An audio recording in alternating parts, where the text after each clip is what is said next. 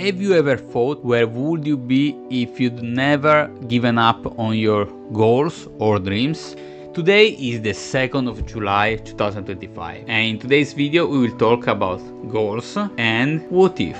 Today is officially a day where we are closer to the 2050 instead of the 2000, and for whoever is around my age, so around 30s, this is kind of shocking, because basically looks like the 2000 just arrived, to be honest, and instead we are closer to the half of the new century. And this is kind of shocking because make you realize that the time is literally flying, and there is no way that you can buy back your time. This is the only value that you cannot, the only currency that you cannot buy back. This is very important. And being now in the second semester of this new year, I want to ask you, where are you with your goals? Did you achieve them? And if not, why? This doesn't mean that I want to make you guilty. I want to make you reflect on them. So basically, every new year we set some goals, but quite often, pretty immediately, we start to forget about them. Why? Because basically life happens, literally. So something happens at work, or you got distracted, or whatsoever, family, children, a new job, or new situation, whatsoever, and your goals suddenly lose importance in a certain way. Not because they lose importance in a real way, it's because they lose the priority for you. Because at the end of the year, basically, what happens? At the end of the year, you feel guilty. And at that point, nothing matters most than your goals. You say, okay, no, this new year I want to focus on that. Perfect. Maximum priority. This is a very good point. But then what happens? That if you don't remind yourself daily, weekly, monthly, what are your goals, you start to prioritize other things, because you scroll on social media. Oh yes, I needed to do this. Oh yes, this new car is nice. Oh yes, I need to buy a new phone, whatsoever. But basically you start to forget about your goals. This is totally normal, because our RAS system in our brain basically prioritize what things that is important, basically. And if you don't visualize regularly what are your goals, well, this means to your brain that they are not so important. If you scroll and you see daily cars or other stuff, your brain starts to think, unconsciously of course, okay, my main priority is to buy a new car, a new phone, whatsoever. What about the real important goals for you? They just vanished. This is the point. So what to do? Well, first of all, you need to think where you are in your life and what if. This is for me the most important question. Why? Because whenever you end the year, for example, what you think? Oh, what if I would achieve this? That sensation is the key in order to achieve your goals. And that's so important, because literally is the feeling that drives you literally towards that goal. Because it's not the achievement of the goal that gives you the pleasure, literally, that dopamine rush. Is almost achieving them, feeling that you almost got it. This is the main point. And that's why it's so important to visualize you achieving that goal, because you want to feel that sensation. Of course, when you achieve it, it's nice, but doesn't last long, to be honest, and you start to feel kind of empty. And this is a normal sensation that everyone kind of felt in life. That's totally normal. But the point is that you need to enjoy the journey, and you need to realize that if you start to feel that way every time, maybe you have more, let's say, motivation in order to achieve it. This is the most important part. So what if is a very important question, because this is a reminder for you. If you would achieve, if you want to really achieve that goal, let's say, what if I would achieve that goal, and think about this daily. For example, fitness example, what if I achieved that goal, that physical goal? What if I have lost 15 kgs, 30 kgs at the end of the year? How would I feel? Amazingly, because I will feel like new, in a new body, feeling better, healthier, more athletic, everything, feeling better. So it's a good sensation. This is what you need to think. Let's say you want to achieve a nutritional goal. Okay, what if I achieve that goal? How would you feel? You will feel amazingly, because, for example, you don't have the you don't feel guilty because you cheated on your diet, or you can now enjoy a pizza with your friends, especially if you're Italian.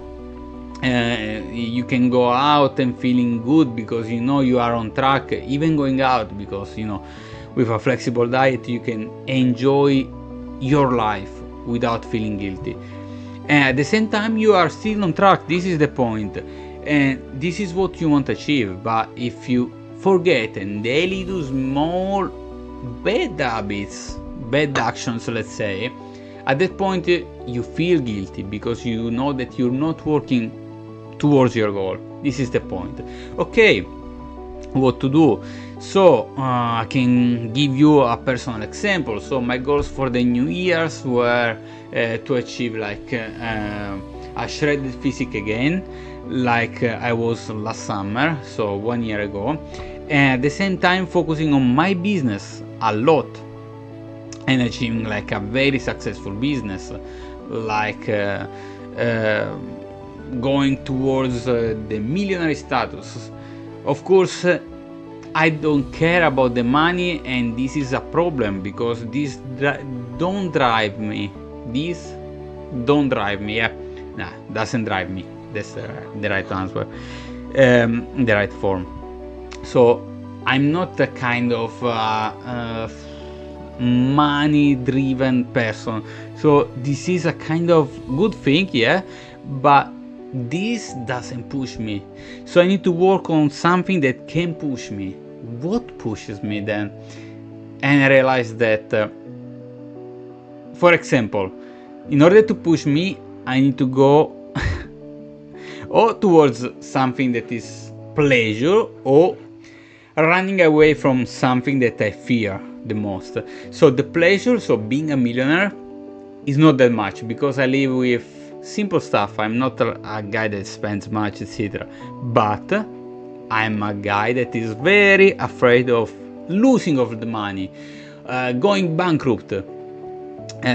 Even if I never experienced this and never seen someone surrounding me, I always grow up with this fear. I don't know why.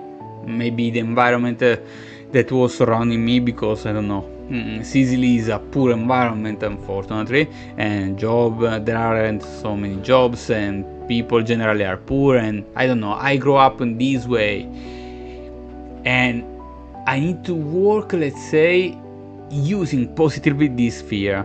And this is what I was doing with my eating disorders, with my body dysmorphia. Yes, I know it's a negative things, but you can use this kind of stuff, and using them is even a way to overcome it, because there is a book like The Mountain Is You that talks about the mountain that is like the obstacle, or even the obstacle is the way. Basically, all these books basically talk about the main obstacles, basically, that are kind of obstacles, of course, but they are even the way. So the obstacle is the way. Let's say my body dysmorphia, so the willing to achieve that goal every day was reminding me about what I wanted to achieve. Of course, you need to go deeper and even heal your mental health, your traumas, or whatsoever. So you need to think why I want to achieve this. Perfect. And by using this in a positive way, for example, you want to achieve a better body. Why? Because you didn't feel comfortable. Perfect.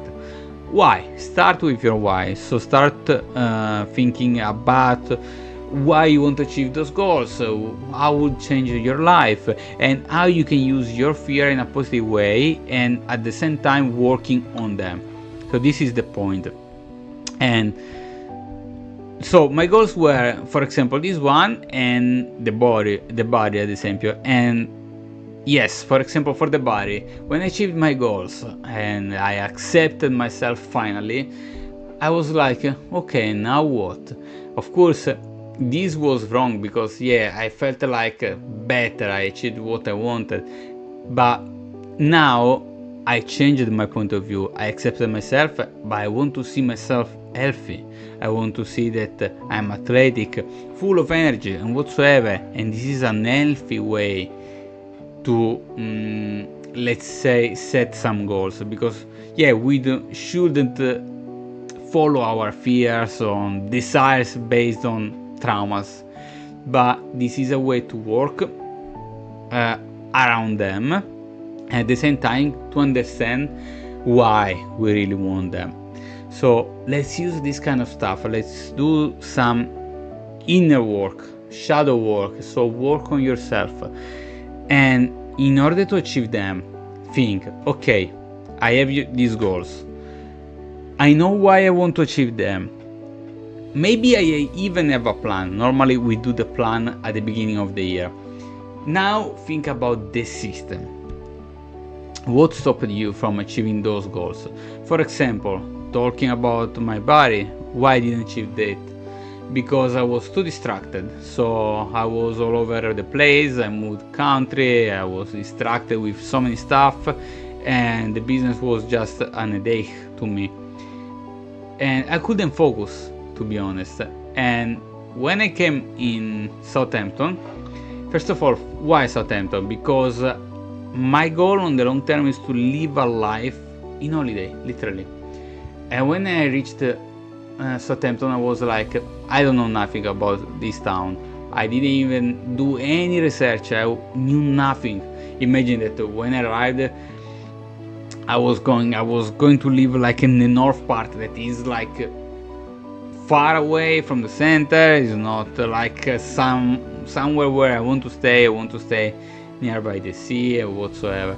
And even because the south part is like more tidy up, cleaner, I feel like better in the south part of Southampton. I didn't know nothing, but when I arrived I didn't check anything, so I was just going there. I was like, okay, let's move, then we will see. Perfect. But why Southampton? Because I want to live a life in holiday, and Southampton is the main port for the cruise ships. And I said just, okay, I have my long-term goals, and one of my middle steps will be for sure Southampton, because I will step in that town so many times. So let's live there a semester and let's see. Perfect, then I will move. Okay, now that I'm in Southampton, I don't have any distractions, I'm alone, I can do my stuff, and now I can focus on my diet, on my business. Perfect. Why didn't I achieve my body then? My body shape? Because basically I realized when I came here that I was so stressed that I was in a hypocaloric diet. I couldn't sustain a further cut. Basically I needed to do a reverse diet, so I need to take some time to recover some energy. Gain some fat, that's fine, but at least my hormonal situation was okay. Perfect at that point. So now basically I can start my cut, I can focus, I have my mind that is free now. What about the business? Same. I was all over the place, so many troubles, this and that, and I didn't achieve that. Even because the main constraint was my fear of judgment for people. This comes from my traumas, of course. and this stopped me. Okay, so we have the goal, we have the plan. How can we make sure that our plan is alright in order to achieve the goal? I mean, the plan could be perfect, but you need to follow it. How do you follow a plan? So if I need to do a parallel with my clients, what we do is basically remind them weekly why they're working towards a certain goal. So even just pressing on them, like, did you achieve the caloric target that we gave to you? Did you achieve the amount of training sessions that we set for you? Yes or not? And why is that? It's not just to check on them, it's even to remind them what's important for them.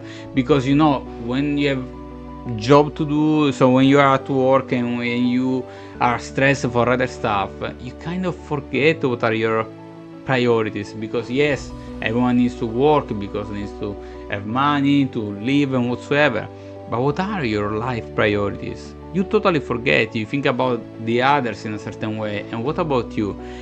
What we do is remind to the people what's important to them. This is what we do for the coaching, and this is the same that I did for myself. It's not for my clients. Yes, of course I didn't do for the diet and for the training session. I mean, for the training session, no problem. I'm lazy, I do easy stuff, yes, but I'm very regular. For the diet, I was inconsistent, but of course I know what I need to do. I just need to find a system that allows me to be consistent. That's it. For the business, I have my coaches, because I have 2 coaches and kind of 3 coaches that follow me regularly on my strategies, on my stuff. Yes, but as for our client, yes, I have them. They give me the plan, the strategies. If something goes wrong, we can turn around, like we do for the client. For example, someone doesn't like the diet. Perfect, let's change it. The workout is too intense or too long, or doesn't work well with the their work timetable, for example. Okay, let's change it. That's totally doable. Perfect. But we cannot do the work for them. We cannot do the diet for them. So I'm not there to do the workout for you. You need to do yourself. And this is what happened with my coaches. They were telling me, okay, if you don't like this strategy, let's try this one. But at the end of the day, I wasn't doing the stuff. So I need to find another system. And even talking with my psychotherapist, for example, considering the psychotherapist probably is the 4th coach, that's okay. But I was thinking actually, talking about what if. What is my main constraint? Okay, people judgment. Okay, what if we do something that is faceless? I thought like, okay, I would do that, definitely, because I don't have the pressure, I don't have the fear of judgment at that point, because no one knows me. And why do I have this fear of judgment? Because other people, criticism for nonsense, anonymous messages, this kind of stuff. Okay, but to be honest, putting the face on it is something that I want to do, because I want to help people. Something that I like is to I want to help people in order to live like a life that I enjoy, because you know, humans are selfish in a certain way. Human selfish, period. The point is, helping others is a way for me to feel good, and is a way that feels genuine to me. And this is what I want to do for life. So I don't want to do something faceless. I want to help people. I want to do some coaching, so talking on camera with people, etc., in order to feel good and to work. This is what I want to do. So what if I could do some videos ignoring basically the judgment of others? So this is what you need to do, to find strategies that allows you to do the job without even escaping from your plan. So for example, in case of a fitness plan, let's say you want to Go to the gym regularly, more regularly. Perfect. Find those strategies. Put, for example, the bag ready and the shoes in front of the door. So in order that you, every time you go there or you need to go out, you have a reminder. This is important.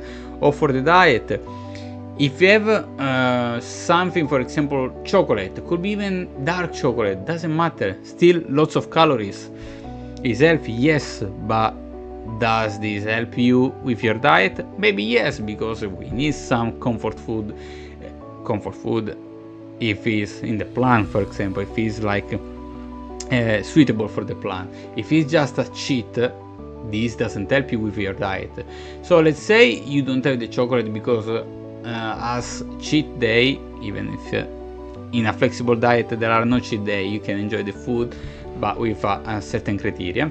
Let's say that you have like a pizza in a cheat day. Perfect.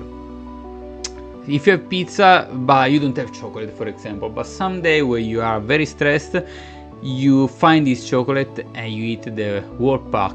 Okay, now you understand that in order to avoid this, you need to find systems that allows you to avoid this. Perfect. For example, don't keep this kind of food on your shelves. Easy. You need to find those systems that helps you. So what if I don't keep extra food, unnecessary food in my shelves? What if I keep my bag in front of the door in order to get ready to go to the gym eventually if I want to go out? In my case, what if I record the videos like thinking I'm doing them for myself or faceless? This is the point. You need to find the systems that allows you to follow the plan to reach your goals. And then remember, like last thing, remember always, what if you can achieve those goals? How would you feel? How will change your life if you achieve those goals? Always remind yourself that. And with that said, I'll see you in the next video.